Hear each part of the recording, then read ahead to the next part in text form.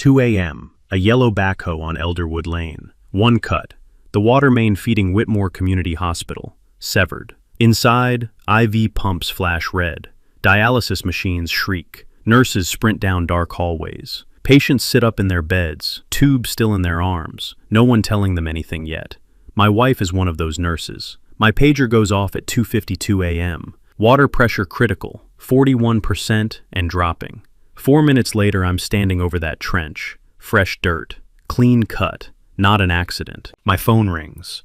Marceline Pruitt, HOA board president, Elderwood Lane. The woman who ordered this, paid for it with the neighborhood's own dues money. It's just a pipe, she says. She hung up. I stood there in the August dark, diesel still in the air, dirt on my boots, and made her one promise she couldn't hear. She would spend the rest of the year paying for that call. What would you have done? Drop it below. And where are you watching from tonight? My name is Donovan Reese, and for 11 years I've served as the Facilities and Operations Director at Whitmore Community Hospital, a 140-bed regional medical center tucked into the western edge of Crestfield Falls, Ohio. It's not a glamorous job title. It doesn't come with a corner office or a car allowance, but it comes with something better, the knowledge that every pipe I maintain, every generator I test, every safety protocol I audit, keeps real human beings alive. My wife, Tabitha, is a pediatric nurse on the 3rd floor. We met during a fire drill in 2009. She was holding a clipboard and a bag of saline. I was holding a wrench and a very bad map of the HVAC system. Some romances start with candlelight. Ours started with the smell of industrial lubricant and the screeching of an untested emergency alarm.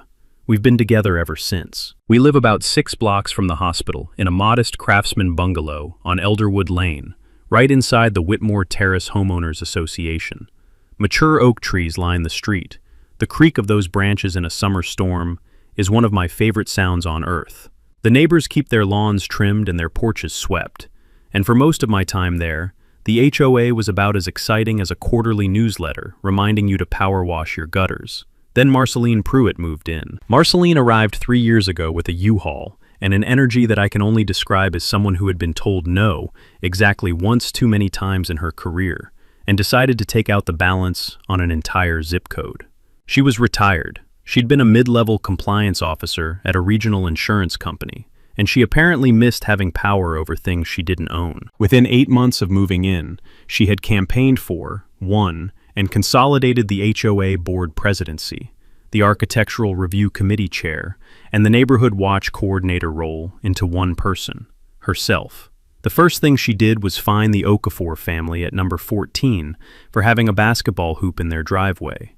The second thing she did was issue 3 noise complaints against the Delacroix couple at number 22 for hosting a birthday party that ended at 9:15 p.m. The third thing she did, and this is where I entered the picture, was send me a certified letter claiming that the hospital's service road access gate, which sits on an easement strip technically within HOA jurisdiction, was aesthetically inconsistent with neighborhood standards and needed to be replaced at my personal expense within 30 days.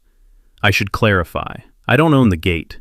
The hospital owns the gate, but the easement strip runs along the edge of my property, and Marceline had apparently decided that proximity equals liability. Her certified letter cited 3 different HOA bylaws, 2 of which she had amended herself 6 weeks prior.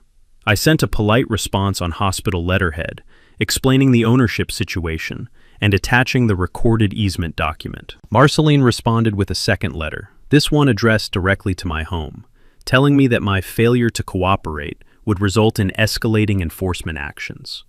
The smell of that second letter, fresh laser printer toner, the faint chemical bite of new paper, is something I still associate with the particular feeling of a fight you didn't ask for, but are absolutely going to finish.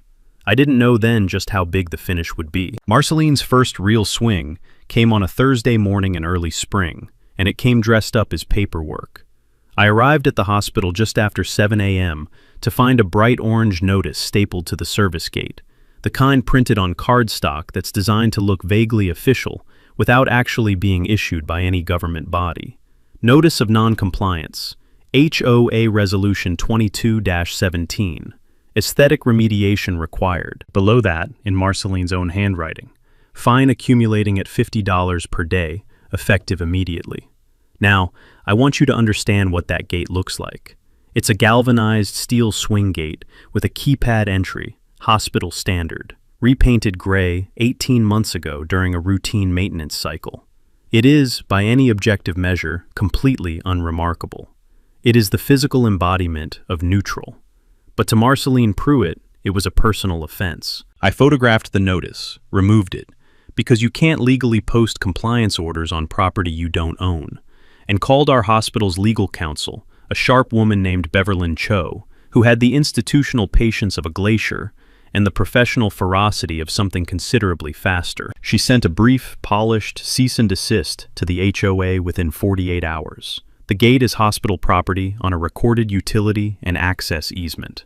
HOA aesthetic jurisdiction does not extend to it. Cease all enforcement actions. Marceline's response was to hold an emergency HOA meeting. I wasn't invited, but Tabitha was. She's technically the co-owner of our residence and therefore a dues-paying HOA member, and she sat in that meeting with her arms folded and her face composed in the particular expression she uses when a parent is refusing to believe their child needs stitches: patient, professional, and privately horrified. Marceline stood at the head of a folding table in the Whitmore Terrace community room, the air thick with the ghost of every potluck dinner that had ever been held there, old coffee and something vaguely floral, and announced that the hospital's access gate had created a security risk corridor that was bringing commercial traffic through a residential zone. She introduced a new resolution, HOA Resolution 23-04, that would authorize the association to petition the county to review and potentially revoke the access easement. This was not a small move. That easement had been in place since 1987, predating every single home in Whitmore Terrace. Revoking it would have forced hospital supply trucks, maintenance vehicles, and emergency contractors to reroute through the main residential street, adding significant response time and creating genuine safety risks. Tabitha raised her hand during the comment period and pointed this out calmly. She also mentioned in passing that the hospital employed 47 residents of Whitmore Terrace, including herself. Resolution 23-04 passed 4 votes to 3. Marceline had packed the meeting with 2 new committee appointees who had been members for less than 60 days. Here's the thing about HOA resolutions that target recorded utility easements. They don't go anywhere without county approval, and county approval requires a formal petition, a public comment period, a planning commission review, and a legal finding that revocation serves the public interest. This process takes, at minimum, 8 months. Marceline had fired a very loud gun that would not produce a bullet for a very long time. But it wasn't pointless. It was a distraction. While I was tracking the petition paperwork and coordinating with Beverlyn, Marceline was doing something else entirely. She was building a relationship with a man named Tuck Garrison. Tuck ran a small excavation and utility contracting business out of a gravel lot on Route 9. He had done some drainage work in Whitmore Terrace the previous fall, and Marceline had apparently been impressed enough by his willingness to work on short notice and his apparent comfort operating in gray areas to keep his number in her contacts. I didn't know about Tuck yet. I was focused on the county petition, which was exactly what Marceline wanted. Lesson 1. When someone is making a lot of noise in front of you, check what they're doing behind you. Summer arrived in Crestfield Falls the way it always does, all at once, like someone flipped a switch.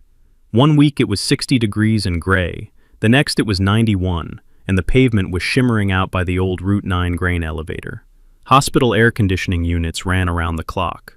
I spent most of June doing heat stress checks on the chillers and replacing a coolant coupling on Unit 3 that had been on my watch list since March. Marceline, meanwhile, had apparently decided that the county petition wasn't moving fast enough. She escalated to the city council. She submitted a written statement to the Crestfield Falls City Council's public comment docket, claiming that hospital-related traffic on Elderwood Lane was causing structural damage to residential roadways and significant quality of life degradation for homeowners. She attached photographs, and this part almost made me laugh out loud when I read it, of a pothole on Elderwood that had been there since the Obama administration and had absolutely nothing to do with hospital vehicles. The city council, to their credit, forwarded the complaint to Public Works, who sent an inspector, who documented that the pothole predated the current road surface and was consistent with standard freeze-thaw deterioration. The complaint went nowhere, but it had generated a paper trail. Marceline was building a record of grievances, and I recognized the pattern. She was setting up the narrative for something bigger. In the insurance compliance world, you don't just act, you document first.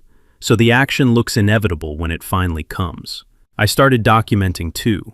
I filed a formal records request with the HOA, which, under Ohio Revised Code Section 5312-10, requires an HOA to make financial records, meeting minutes, and governing documents available to any member in good standing within 10 business days.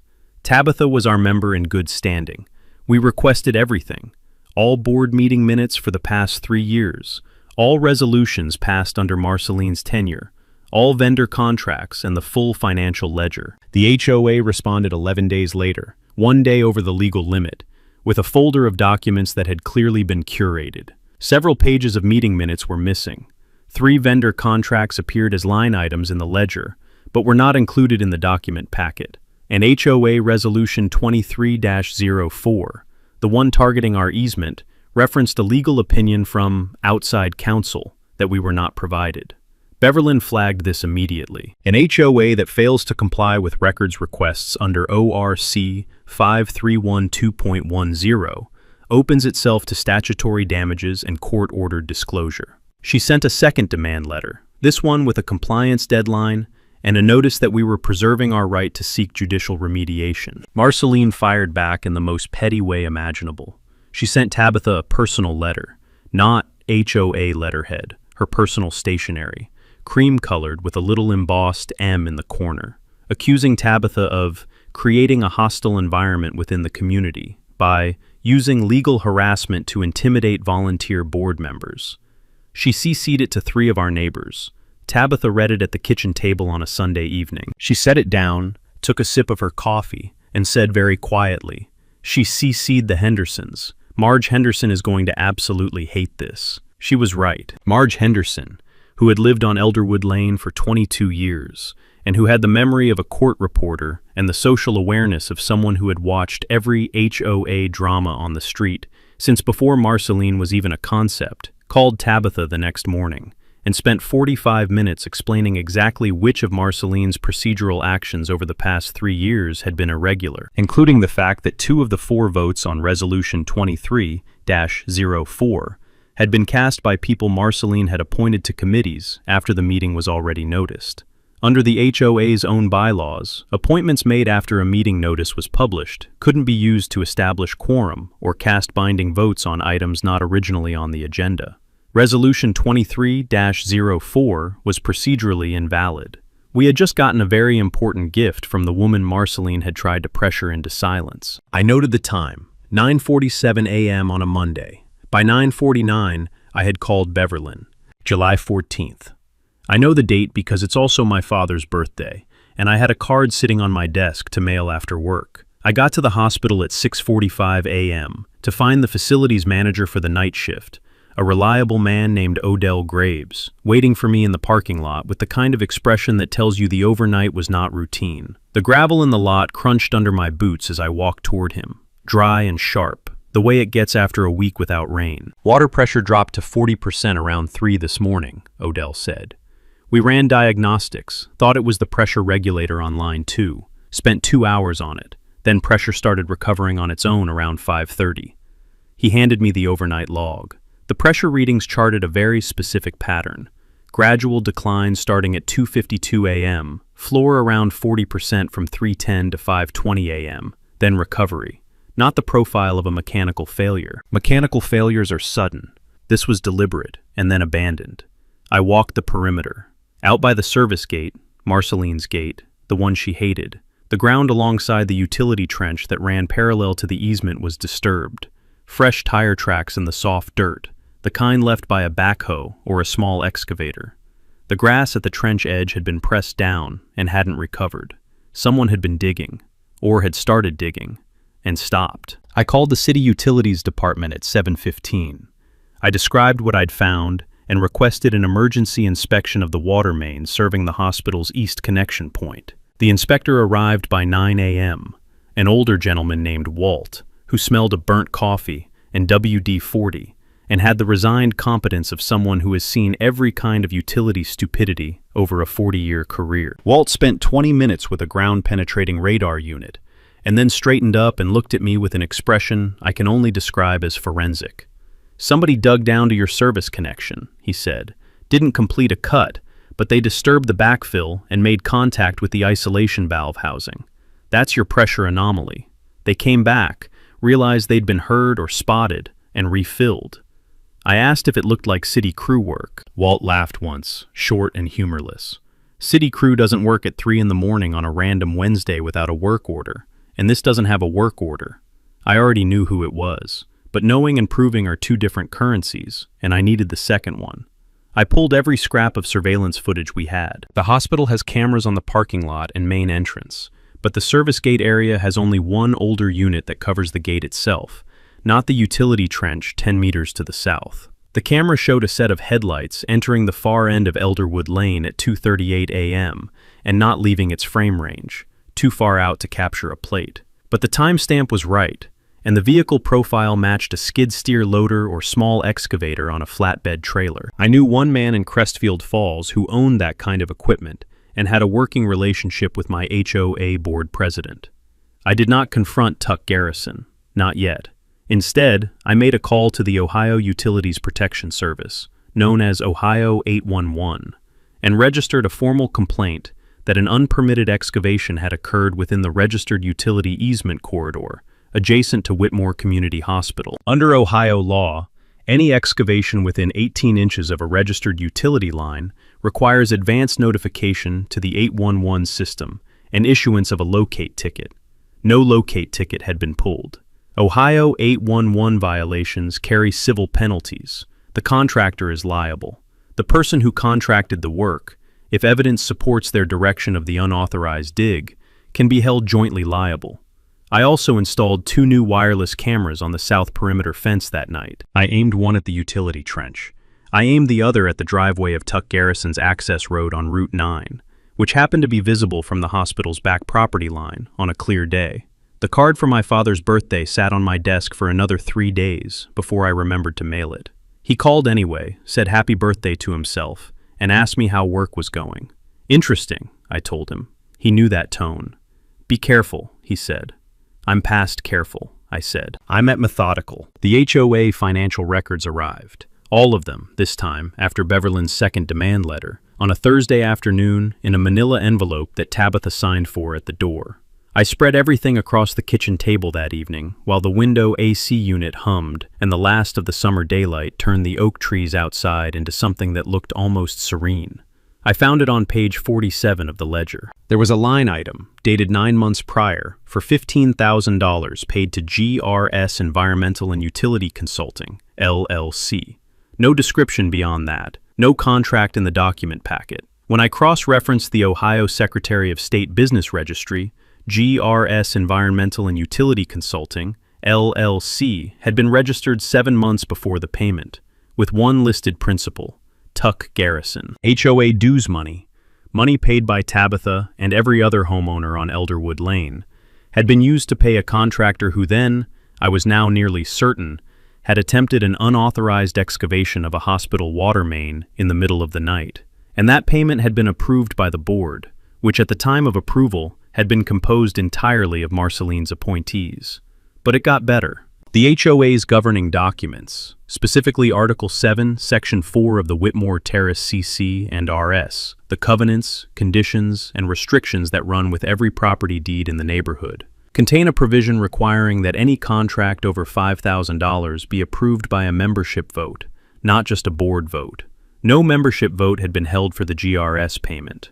That provision is not a suggestion. Under Ohio Condominium and Homeowners Association law, expenditures that violate the C, and Rs can be recovered from the board members who authorize them personally, not just from the association's general funds.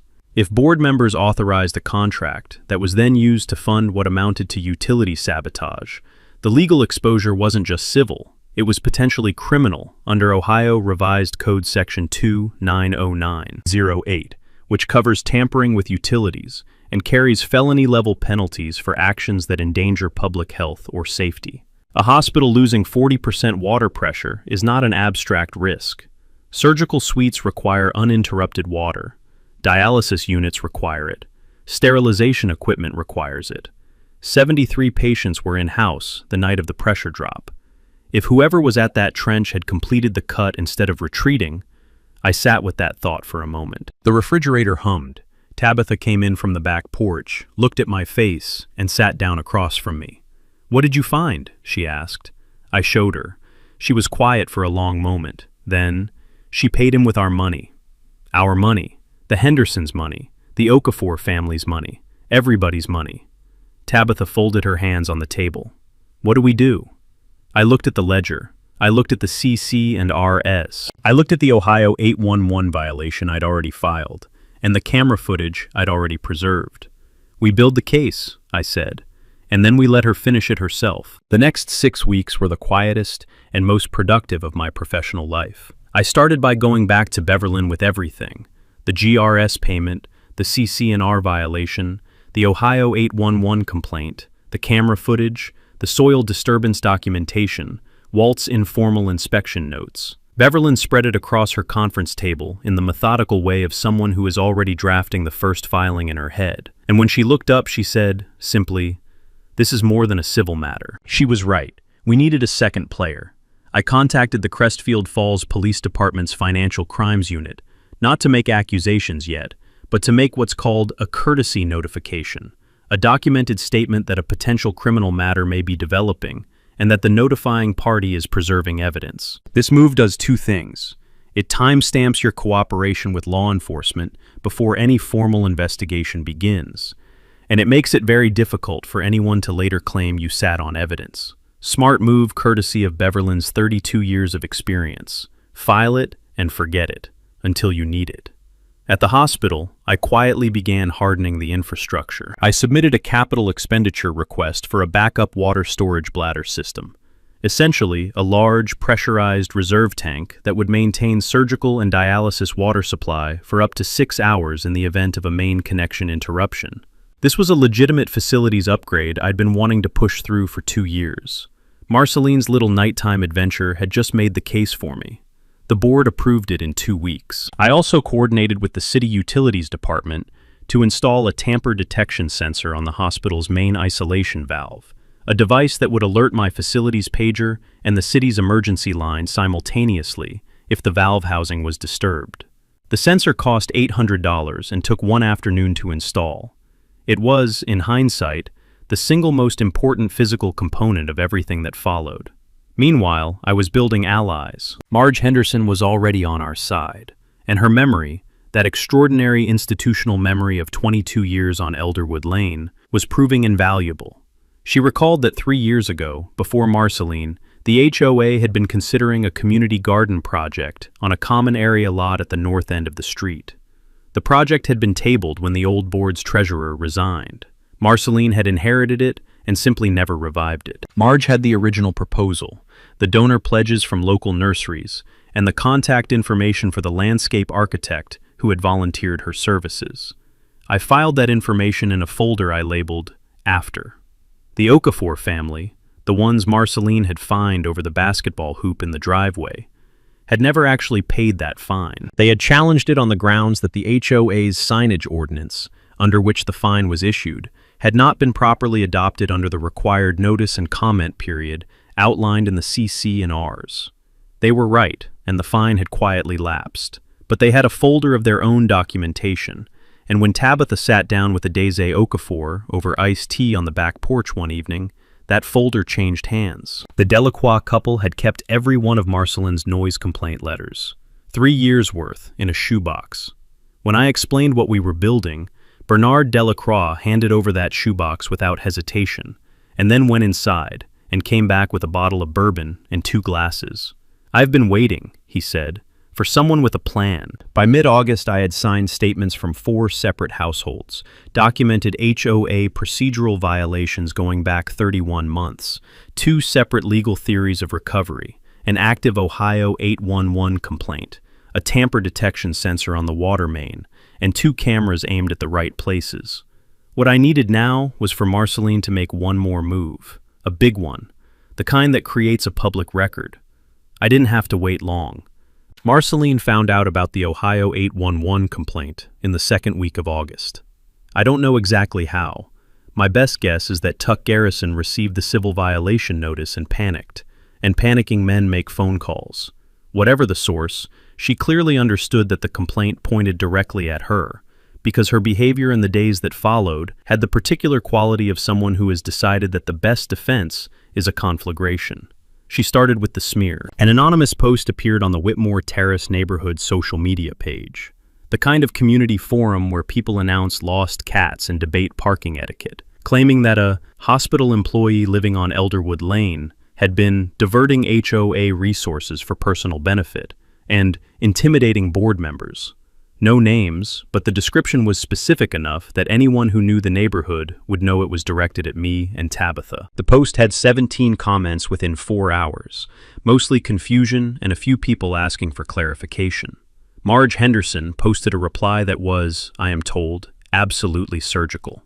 She listed, by date and resolution number, 8 separate HOA actions taken under Marceline's board that had procedural irregularities.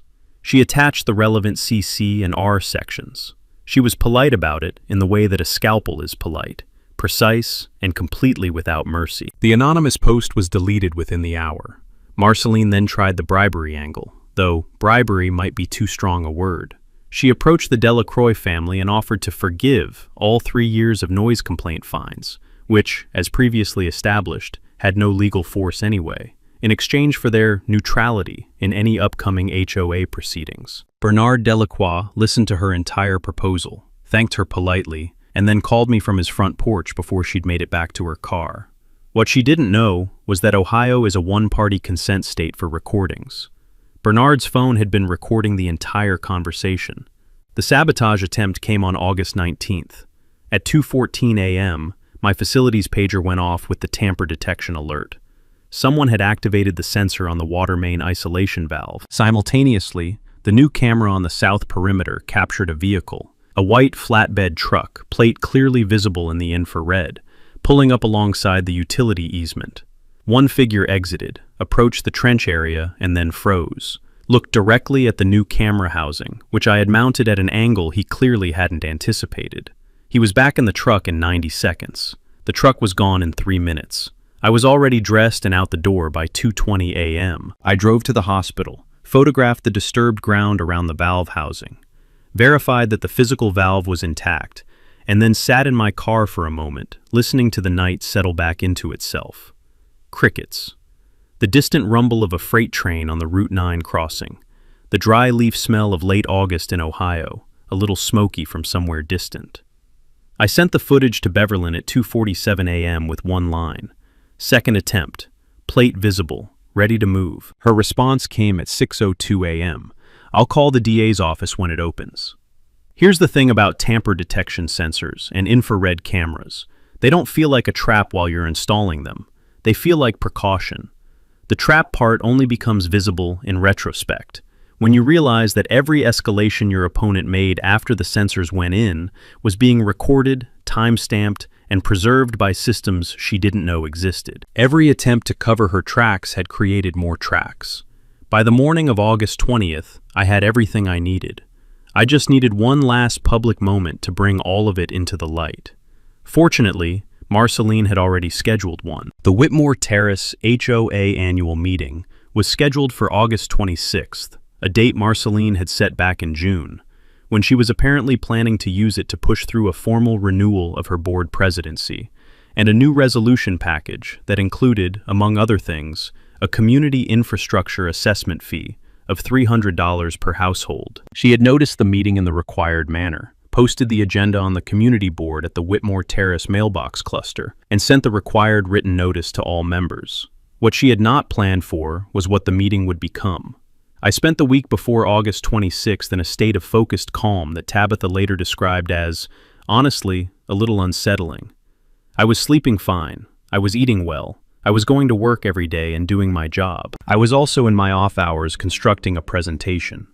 Not a retaliatory document, not an accusation, a factual exhibit packet. 31 pages, organized chronologically. containing the complete HOA financial ledger with the GRS payment highlighted and cross-referenced to the Ohio Secretary of State registration showing Tuck Garrison as principal. The CC and R provision requiring membership vote for expenditures over $5,000. The Ohio 811 violation notice. The tamper detection logs from both incidents. The camera footage stills with timestamps. Walt the inspector's signed statement describing the unauthorized excavation evidence. Bernard Delacroix's audio recording of Marceline's neutrality offer, and the signed statements from 4 households documenting procedural violations. Beverlin reviewed it and said, "This is a DA's filing, not an HOA presentation." "Good," I said. "I want the DA to see it too." She had, in fact, already been in contact with the Harwich County District Attorney's Office. The assistant DA assigned to the matter had reviewed the Ohio 811 complaint, the footage, and the financial irregularities, and had issued a target letter to Tuck Garrison, a formal notification that he was the subject of a criminal investigation. Garrison, as predicted, had immediately hired an attorney and indicated his willingness to cooperate.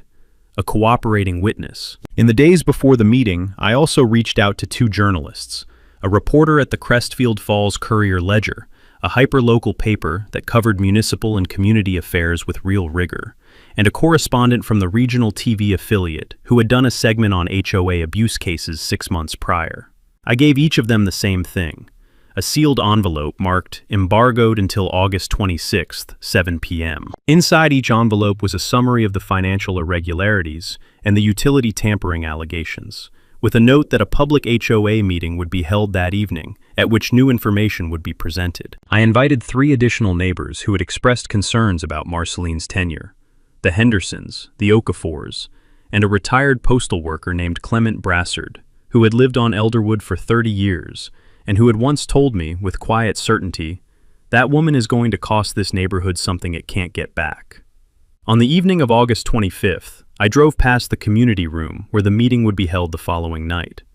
The parking lot was empty, the lights off. I sat there for a moment in the dark, the engine idling. I thought about the 73 patients who had been in the hospital the night of that first pressure drop. I thought about the dialysis ward on the 2nd floor. I thought about Tabitha's patients on the 3rd floor, and the IV lines, and the sterilization equipment, and all the invisible infrastructure that keeps people alive when they're most vulnerable. Then I drove home, had dinner, and went to bed at 10 o'clock. Tomorrow was a meeting. August 26th arrived with the particular cruelty of late summer Ohio. 93 degrees by 2 p.m., still and humid in the way that makes the air feel like a warm, wet towel draped over everything. The community room's window. SC units were running hard, and by the time the meeting started at 7 p.m., the room smelled of overworked motors and cheap folding chairs, and the anticipatory anxiety of about 45 people who had all heard rumors but weren't sure about the specifics. The room held more people than it was designed for. Every HOA member who had received notice had apparently decided to show up. Marceline, at the front table, looked pleased by this.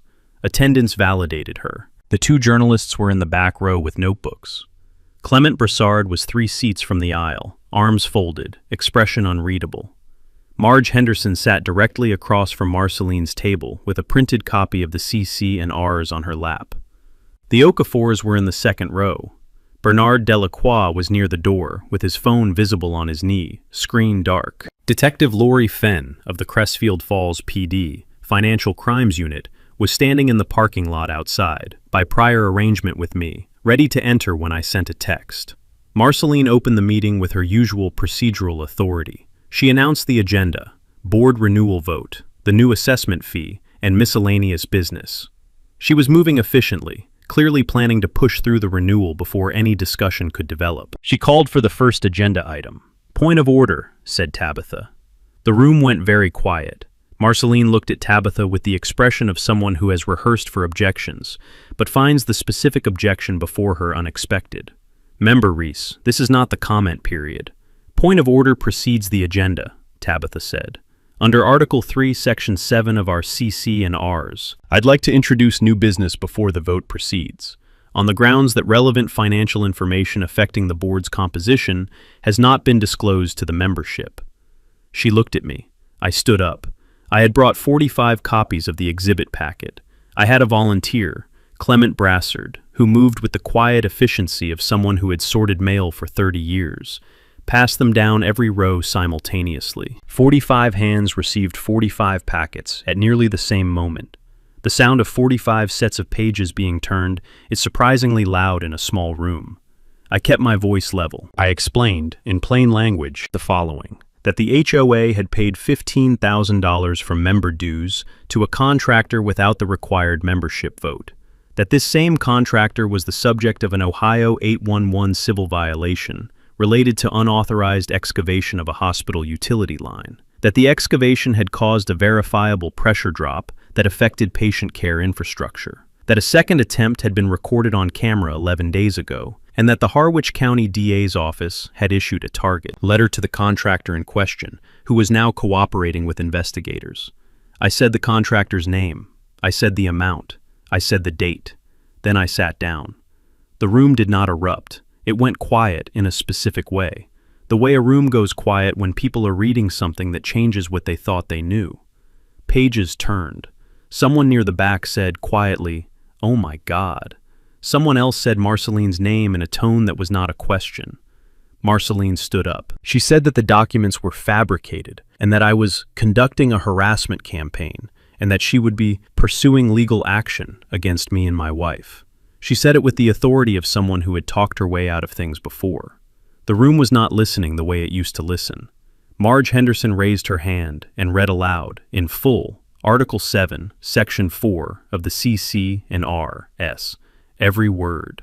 Then she asked, directly, which board members had approved the GRS payment, and whether they could show her the membership vote authorization. No one at the board table answered. I sent the text to Detective Fenn at 7:47 p.m. She entered through the side door, introduced herself, and stated that she was present to serve a notice of investigation on Marceline Yvonne Pruitt regarding allegations of fraudulent misappropriation of association funds and conspiracy to commit utility tampering under Ohio Revised Code. She asked Marceline to step outside.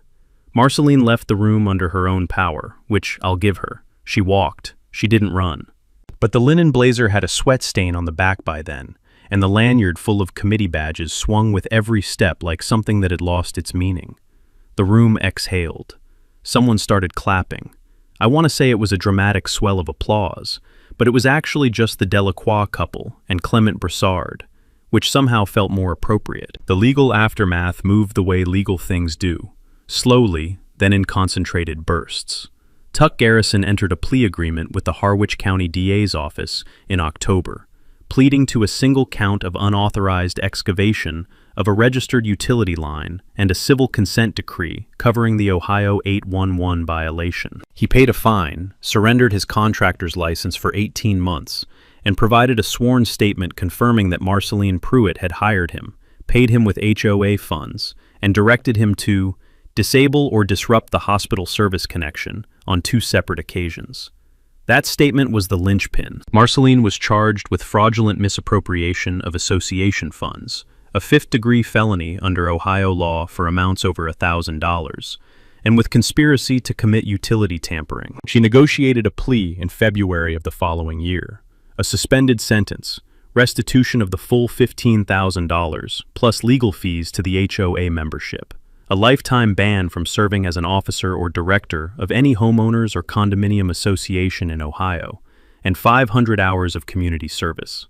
The HOA held a special election in November. A retired civil engineer named Harlan Voss ran for board president on a single-platform campaign: transparent governance and no nonsense.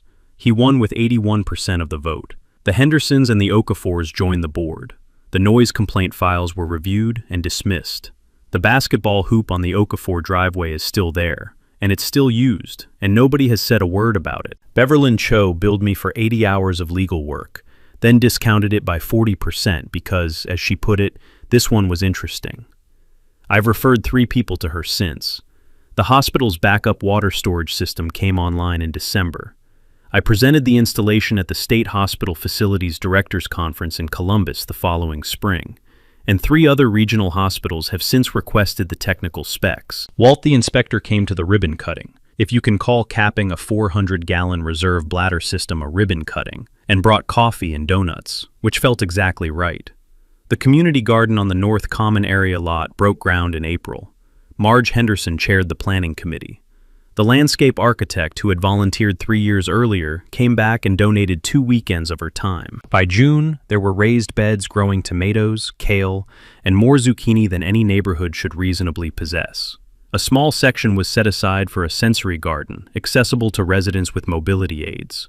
Tabitha's suggestion, made at the second planning meeting while she was still in her scrubs, at 8 p.m. on a Thursday. The Whitmore Terrace Community Scholarship Fund was established in September with the restitution funds, after the HOA membership voted to direct the recovered money towards something permanent.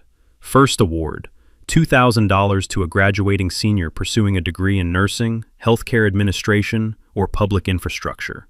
The Okafor family's eldest daughter applied and received it. She starts her nursing program this fall.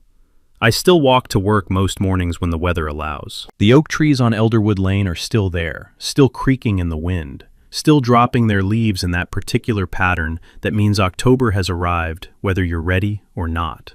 The service gate at the hospital is still gray, still unremarkable, still exactly what it was always supposed to be. Some mornings I walk past the south perimeter fence and glance at the spot where the utility trench runs. The ground is level now, the grass grew back, but the cameras are still there. Marceline Booth pled guilty in February. $15,000 in restitution, a lifetime ban from every HOA board in Ohio, 500 hours of community service, paid for with the evidence she left behind herself. Here's what I want you to take from this. Devin didn't win because he got lucky. It was because when she made her move, he didn't react. He documented. He fight. He waited. Every illegal cut she made became paper trail. Every emergency protocol she triggered became a weapon he owned. That's not revenge. That's preparation meeting opportunity. The deal money she stole, it funded a scholarship for a nursing student on the street. First awards go out this fall. She tried to remove a hospital from a neighborhood. The neighborhood used her own money to build something that lasts. If you ever stood in front of a board that had all power and none of the accountability, you know exactly how Devin felt at that trend at 3 a.m. The difference between him and most people, he knew the rules better than she did. He was willing to wait. If this one hit close to home, drop your HOA story below and read every single one. Subscribe if you haven't, because the next one coming makes this look like a warm-up. And remember, petty power always leaves a paper trail. You just have to know where to look.